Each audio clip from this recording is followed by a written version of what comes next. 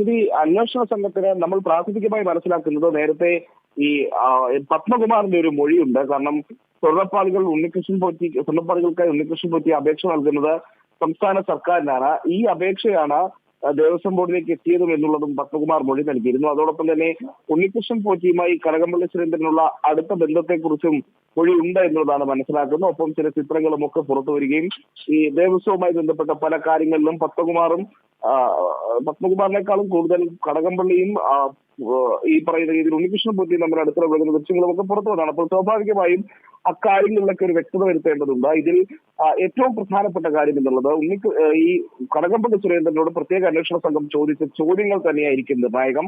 അതിന് നൽകിയ മറുപടികളും അതിലേറെ നിർണായകമാകും. പ്രത്യേകിച്ച് ഒന്ന്, ഉണ്ണികൃഷ്ണൻ പോറ്റിയുമായി കടകംപള്ളി സുരേന്ദ്രൻ എന്താണ് ബന്ധം? കടകംപള്ളി സുരേന്ദ്രനുമായിട്ടുള്ള ബന്ധം ഈ ഉണ്ണികൃഷ്ണൻ പോറ്റിയും ഈ സംഘവും ഇതിൽ സ്വർണ്ണക്കവർച്ചയ്ക്ക് ഉപയോഗപ്പെടുത്തിയോ അതോ കടകംപള്ളി സുരേന്ദ്രൻ ഏതെങ്കിലും വിധത്തിൽ ഈ സ്വർണ്ണക്കവർച്ചയുടെ ഭാഗമായിട്ടുണ്ടോ, ഈ ഗൂഢാലോചനയുടെ ഭാഗമായിട്ടുണ്ടോ? അങ്ങനെയുള്ള ചോദ്യങ്ങൾ നിരവധിയുണ്ട്. ആ ചോദ്യങ്ങൾക്കുള്ള ഉത്തരം വരും ദിവസങ്ങളിൽ ലഭ്യമാക്കേണ്ടതുണ്ട്. പ്രത്യേകിച്ച് എന്ത് സാഹചര്യത്തിൽ പത്മകുമാറിന്റെ മാത്രം മൊഴിയുടെ അടിസ്ഥാനത്തിലാണോ അതോ കൂടുതൽ എന്തെങ്കിലും തെളിവുകൾ അശ്വതി ചോദിച്ചതുപോലെ തന്നെ അന്വേഷണ സംഘത്തിന് ലഭ്യമായിട്ടുണ്ടോ എന്നതടക്കമുള്ള ചോദ്യങ്ങൾക്കും വരും ദിവസങ്ങളിൽ മാത്രമേ ഉത്തരവാവുകയുള്ളൂ.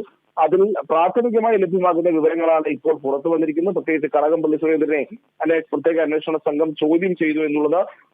ആ ചോദ്യങ്ങൾക്ക് ഈ കടകംപള്ളി സുരേന്ദ്രൻ നൽകുന്ന മറുപടികൾ എന്തൊക്കെയായിരുന്നു എന്നുള്ളതാണ് ഇനി ഏറ്റവും നിർണായകമാകുക. പ്രത്യേകിച്ച് തനിക്ക് ഈ ആളുകളുമായി ബന്ധമില്ല എന്നുള്ള നിലപാട് കടകംപള്ളി സുരേന്ദ്രൻ സ്വീകരിക്കുമോ, സ്വർണ്ണക്കവർച്ചയെ കുറിച്ച് മുൻകൂട്ടി അറിയുകയില്ലായിരുന്നു എന്നടക്കമുള്ള അങ്ങനെയുള്ള നിലപാടുകൾ കടകംപള്ളി സുരേന്ദ്രൻ സ്വീകരിക്കുമോ തുടങ്ങിയിട്ടുള്ള നിരവധി ചോദ്യങ്ങൾ ബാക്കി നിൽക്കുന്നു. പക്ഷേ വളരെ ഗൗരവകരമായ ഒരു വിഷയം എന്നുള്ളത് നമ്മൾ ആവർത്തിച്ച് പറയുന്നത് പോലെ അന്നത്തെ സർക്കാരിന്റെ ഭാഗമായിരുന്ന അന്നത്തെ സർക്കാരിൽ നിന്ന് ദേവസ്വം ബോർഡ് ഭരിക്കാൻ അല്ലെങ്കിൽ ദേവസ്വം വകുപ്പ് ഭരിക്കാൻ ചുമതലപ്പെടുത്തിയിരുന്ന മന്ത്രിയായിട്ടുള്ള കടകംപള്ളി സുരേന്ദ്രൻ തന്നെ ഈ പറയുന്ന ശബരിമല സ്വർണ്ണക്കവർച്ച എന്നുള്ള ഒരു കേസിൽ ചോദ്യം ചെയ്യലിലേക്ക് എത്തിയിരിക്കുന്നു, അല്ലെങ്കിൽ ചോദ്യം ചെയ്യപ്പെട്ടിരിക്കുന്നു എന്നുള്ളതാണ് അത് നിർണായകമാക്കി മാറ്റുന്നത്.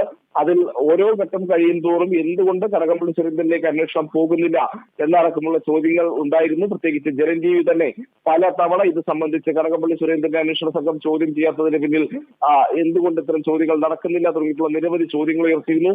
ആ ചോദ്യങ്ങൾക്കൊക്കെ ഒടുവിൽ ഉത്തരമായിരിക്കുന്നു. എന്തായാലും കടകംപള്ളി സുരേന്ദ്രനെ സ്വർണ്ണക്കവർച്ച കേസുമായി ബന്ധപ്പെട്ട് പ്രത്യേക അന്വേഷണ സംഘം ചോദ്യം ചെയ്തിരിക്കുന്നു എന്നുള്ളത്. ഇനി ഇതുമായി ബന്ധപ്പെട്ടുള്ള മറ്റു കാര്യങ്ങൾ വരും ദിവസങ്ങളിൽ പുറത്തു വരുമെന്നുള്ളതാണ് നമ്മൾ പ്രതീക്ഷിക്കുന്നത്. പ്രത്യേകിച്ച് ഈ പോറ്റിക്ക് ദേവസ്വം മന്ത്രിയുമായി പരിചയമുണ്ടായിരുന്നു എന്നുള്ള കാര്യം അന്വേഷണ സംഘത്തിന് ഉറപ്പാണ്. ഇനി ഈ കൊള്ളയെക്കുറിച്ച് കടകംപള്ളി സുരേന്ദ്രന് അറിവുണ്ടായിരുന്നോ അതോ കൊള്ളയിൽ ഗൂഢാലോചനയുടെ ഭാഗമായി കടകംപള്ളി സുരേന്ദ്രന് ഉണ്ടായിരുന്നോ തുടങ്ങിയിട്ടുള്ള ചോദ്യങ്ങൾക്കാണ് പ്രത്യേക അന്വേഷണ സംഘം ഉത്തരം കണ്ടെത്തേണ്ടത്. പ്രത്യേകിച്ച് കടകംപള്ളി സുരേന്ദ്രൻ ഒരുവനെ ഉപയോഗപ്പെടുത്തിയതാണോ അല്ലെങ്കിൽ ആ ബന്ധം ഈ സ്വർണ്ണക്കവർച്ചക്കാർ ഉപയോഗപ്പെടുത്തിയതാണോ അതോ സ്വർണ്ണക്കവർച്ചയിലെ ഒരു നിർണായക പങ്ക് അത് കടകംപള്ളി സുരേന്ദ്രനുണ്ടോ എന്നുള്ളതാണ് ഏറ്റവും പ്രധാനപ്പെട്ട ചോദ്യം.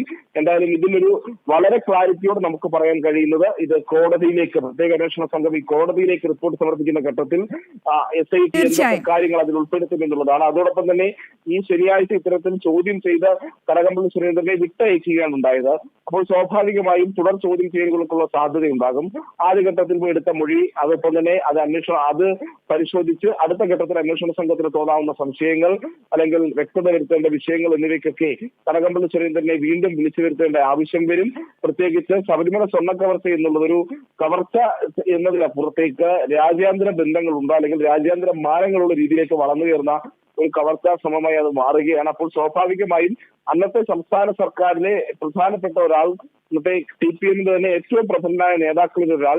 തീർച്ചയായും പ്രജിത്ത്, അത് തന്നെയാണ് സംസ്ഥാന സർക്കാരും CPM ഒക്കെ ഇനി അല്പം വെള്ളം കുടിക്കും. ഇനി നമുക്ക് വിനീഷിലേക്ക് ഒന്ന് പോകണം. വിനീഷ്, നമുക്കറിയാം ഇപ്പോൾ അറസ്റ്റിലായവരൊക്കെ ഈ LDFന്റെ വിശ്വസ്തരായ നേതാക്കളാണ്. അപ്പോൾ അവരെയൊക്കെ ബലിയാടാക്കി ഈ കടകംപള്ളി സുരേന്ദ്രനെ സംരക്ഷിക്കാൻ പാർട്ടി സെന്റർ വല്ലാതെ പെടാപ്പാട് പെടുന്നത് നമ്മൾ കണ്ടതാണ്.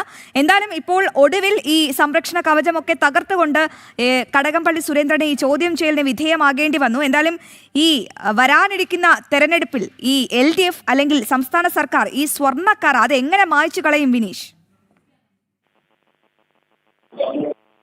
തീർച്ചയായിട്ടും സർക്കാരിനെ സംബന്ധിച്ചിടത്തോളം സർക്കാരിന്റെ നിലപാട് അത് പല ഘട്ടങ്ങളിലും നമ്മൾ കണ്ടതാണ്.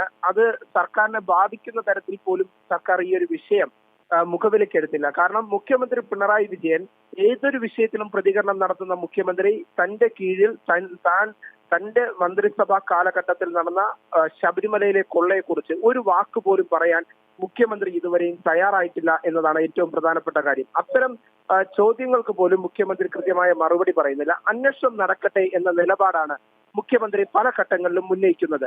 നമുക്ക് മനസ്സിലാക്കാൻ സാധിക്കുന്നത് ഇപ്പോൾ മുൻ ദേവസ്വം മന്ത്രിയായ കടകംപള്ളി സുരേന്ദ്രനടക്കം ഈ ഒരു കേസിൽ. ശരി വിനീഷ്, ഇപ്പോൾ നമ്മളോടൊപ്പം KP ശശികല ടീച്ചർ ചേരുന്നുണ്ട്. ടീച്ചർ, വെരി ഗുഡ് മോർണിംഗ്, നമസ്തേ. നമുക്കറിയാം ഒരു ശബരിമല സ്വർണ്ണ കവർച്ചയിൽ ഒരു നിർണായക നീക്കം നടന്നിരിക്കുന്നു.